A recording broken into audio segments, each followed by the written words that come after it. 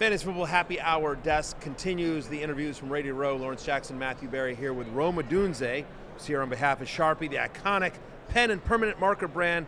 You continue to leave your mark on and off the field. Lots to get to here, but let's start this past year, the Cardiac Bears. Talk to me about playing for Ben Johnson, and is he as intense as he seems? Like, talk to me about, Ben and how the play calling happened this year. Yeah, he is. He definitely is. Yeah, Ben is definitely an intense dude, especially when it comes to football. He has his personality off the field that kind of tapers it down a little bit. But when it comes to football and anything related to on the field activities, he is very detailed and intense. But yeah, it's been great. I think he did a great job along with the staff this year. It was an all-star staff, and you can see some of our coaches going here and there because they did a great job. So him and all those guys put together did a great job for us this year. Y'all actually lost a lot off y'all staff this year. And speaking of that, and Ben Johnson coming in that first year, obviously a big leap with that offense, right? What's the difference, like, having him calling plays for you guys this year as opposed to your rookie season? Yeah, I mean, each offenses kind of have their own identity, and I think that he came in obviously knowing his style, knowing his play calling style, and kind of molded all of us into that sort of style, as well as our kind of skill sets coming out as well, and him molding his offense around that as well. So I think he does a great job of that. He has his base things that he wants to get done, and then he molds stuff around the players and what the skill sets that we have. So I think he does a great job of that this year. I think we put that on display. It seemed like in the preseason especially, obviously you're on a team with DJ Moore, Colson Loveland, high drafted rookie, Luther Burden also as well. Lamade Zacchaeus, who has, had a lot of productive years in the NFL as well. So it's crowded pass catcher room, I should say. Cole Kmet as well, obviously. So you got a lot of mouths to feed, as it were. But it felt like to us, especially in the preseason when you guys were out there and doing the first team reps, felt like Caleb was making a point of getting you the ball. Felt like you were getting a lot of targets. Did Coach Johnson talk to you about, like, hey, Rome, I'm going to make you a featured part of this offense, or is that just sort of how it happened on the field? I think it's something that happened organically. I think that obviously we have a sort of chemistry that just kind of comes to default at sometimes. So that kind of happens. But obviously we want to get everybody the ball. There's so many playmakers that you just named that can go and make a play at any point in the field. So I think Caleb does a great job of getting the people the ball and when they're open and when maybe they're first in the read or they're open on a second read and something like that. So with that many mouths to feed, I think we do a good job of balancing it. But yeah, I think me and Caleb share a connection that sometimes goes beyond just the play call. You know what I mean? And with that said, man, I mean, at the end of the day, you was a top 10 pick, right? They took you and Caleb both within the top. Right. So it was like they know what they expected of you. You already knew what you expected of yourself, right? But this past year, dealing with the nagging foot injury, before that, like, you was ready to, you were going off. You was having that second year breakout. First things first, how are you now? Are you healthy now? I'm getting there. Obviously, the season, was not too far long ago. So, still, healing that up, rehabbing it, getting back to where I can, feel comfortable getting back into running some routes and training. But I'm feeling pretty solid. Yeah, and with that, so you went off the first half of the season. You get hurt. Kind of give us a little sneak peek of what a full season of Rome Odunze would look like. No injuries with the numbers. Yeah, I mean, I think it's just a continuation of kind of how the beginning of the season went, Injuries are part of the game, though. At the end of the day, for me, it's you do or you don't in this league. You do or you don't. So I have to, whether it's injury, whether it's, playmaking, whatever it is, I have to sustain that through 17 games and the more that we're going to do in the postseason. And, I'm not one to talk about what I'm going to go do. I'm going to go do it. So yeah. I dig it. 7 comeback wins for the Bears this year. And, I think probably, the most iconic was, against the Rams in the snow. Take me through what's going through your mind when you see Caleb running around, fourth down, until he finds Cole in the corner of the end zone. But What's going through your mind when you're seeing that play, knowing what's at stake? Yeah, it's just crazy. I mean, I was running around for, the seconds that he was scrambling, trying to find, some space for him to throw me the ball, and looking at everybody else trying to find an open spot.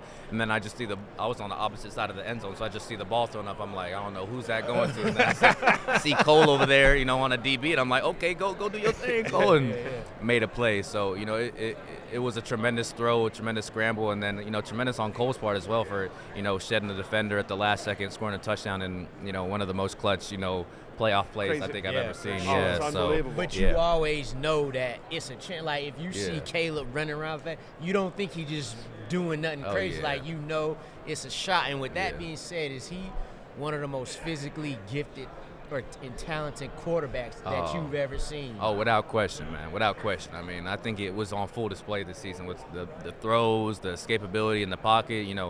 He's always talking to me about his speed and how many 20 plus mile per hour runs he's had. I'm like, bro, you only run for 10 yards. Like, I don't know if that counts, but no, he's definitely extremely talented and less athletically gifted, and I think he does a great job at the position. Because he is so good at off schedule and extending plays. Yeah. Is that something you guys sort of practice, or does it just sort of come naturally where you're just like, listen, I can't bail till I hear the whistle because I know Caleb is going to just keep running around until he can find someone? Yeah, no, we definitely practice it. I think the coaches know, like I was talking with Ben earlier, just molding the offense to our sort of style. It's definitely something that we emphasize, knowing that any given play can kind of turn into that situation. So we have our rules and things that we like to follow, but also you got to play football sometimes as well. So those things kind of get intertwined when we're out there playing. But yeah, the play is never over until the whistle was blown. You know that when he's back there.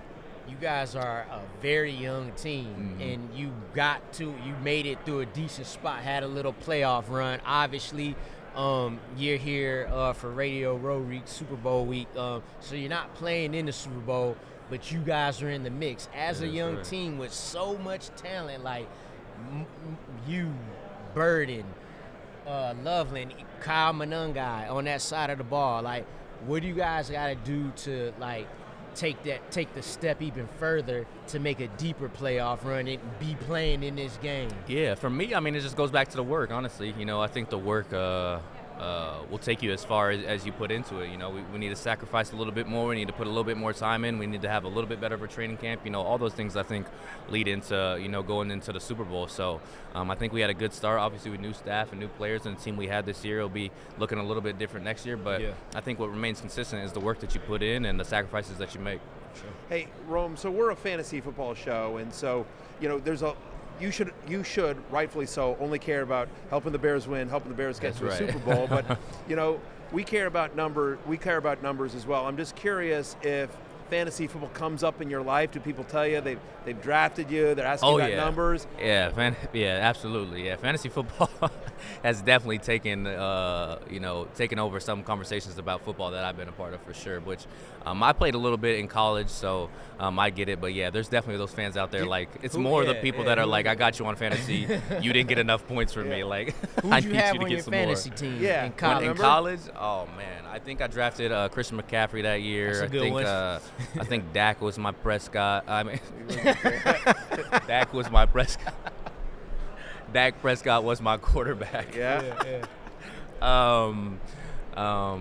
And then I forgot who I had at receiver. I think I had Cooper. I had a pretty good team. I mean, if you name them two players right there, that's a good team, right? Yeah, that is a very good team. And so, one of the things we're really excited about in fantasy this year, not only you in this offense and second year of Ben Johnson, but Luther Burden's emergence seemed like over the second half of the year, this is somebody that we were really excited coming out of college. Took a little while. Obviously, you guys again have a lot of mouths to feed, so it took a while. But once he got on the field, everyone was just like, that's the kid we saw in college. No, for sure, yeah.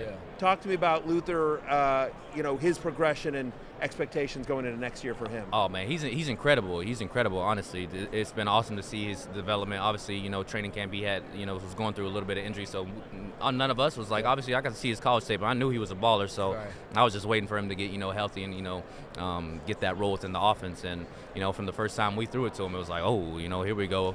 KB had said something to the team. It was like, man, every time you get the ball, it feels like a punt return, like it's a highlight play, and that's true, man. He is special when he gets the ball in his hand. His route running is special. He's great with the system as well. And I know they're going to do a great job this offseason building different ways of getting him the ball. So I'm excited about his future, man. He's going to be a great player in this league for a long time. Rome, you're here on behalf of Sharpie. Tell us about your partnership with them. Yeah, man. Sharpie, been with them for a while now. It's going on my 3rd year. Started with Mike. Now we got T Mac and Ashton Genty, and now we're passing the Sharpie to Jeremiah Love. Out of Notre Dame. Love his game, love his play, and yeah, man, it's reliable. It's there for me. Signed my first contract with him. I'm looking forward to signing some more with it, but.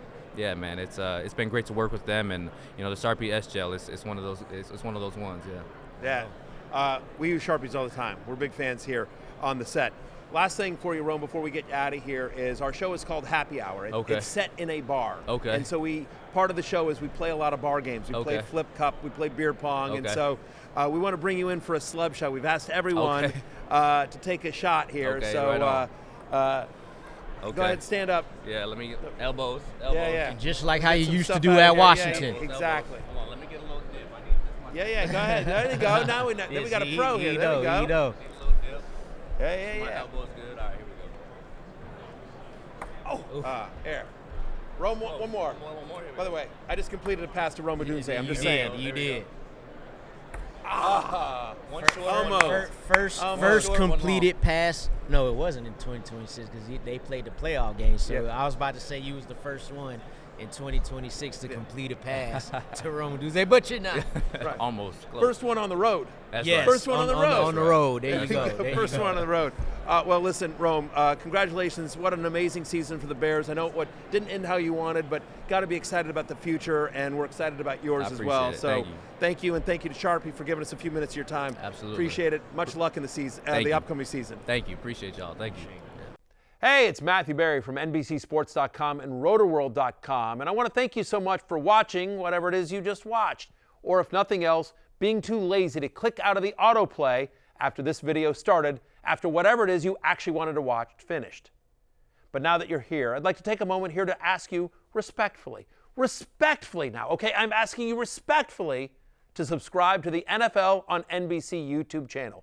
You'll get the latest Roto-World fantasy news headlines, all sorts of great shows, including my own Fantasy Football Happy Hour. So go subscribe now. Again, I'm asking respectfully.